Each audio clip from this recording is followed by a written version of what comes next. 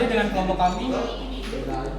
Di sini kami akan mempresentasikan job sheet 3 tentang generator DC seri. Nah, untuk selanjutnya akan dijelaskan oleh kawan saya. Yang pertama, kita rangkai pada kompon motor DC. Kita sambungkan seri D2 dengan A1 pada armatur. Kemudian D1 seri kita sambungkan kepada beban. Untuk pada perhitungan ampere meter kita sambungkan kepada armatur A2. Nah, untuk mengukur AVO tegangan menggunakan multimeter kita sambungkan pada A1 armatur dengan D2 seri. Oke, untuk selanjutnya dari sumber rangkaian sama seperti sebelumnya, dari armatur 1 masuk ke series D1. Kemudian dari sumber positif masuk ke armatur 1.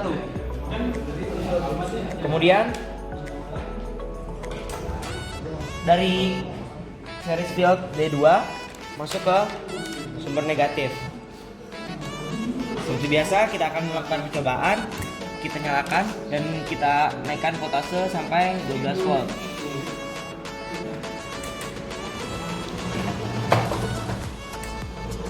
Oke, tepat 12 volt.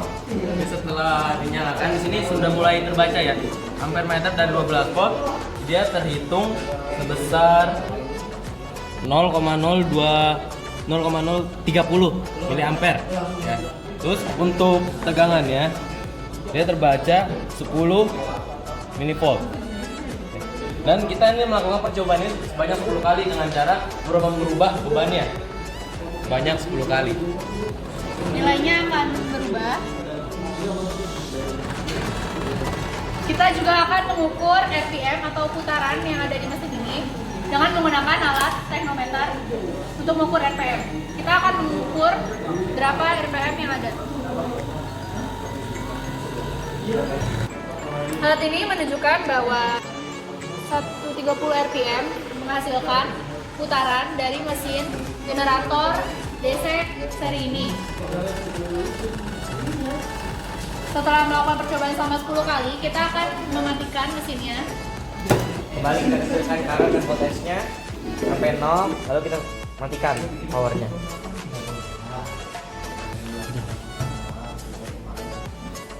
Oke, sekian dan terima kasih dari kelompok kami. Semoga video bermanfaat. Jangan lupa Like, and comment.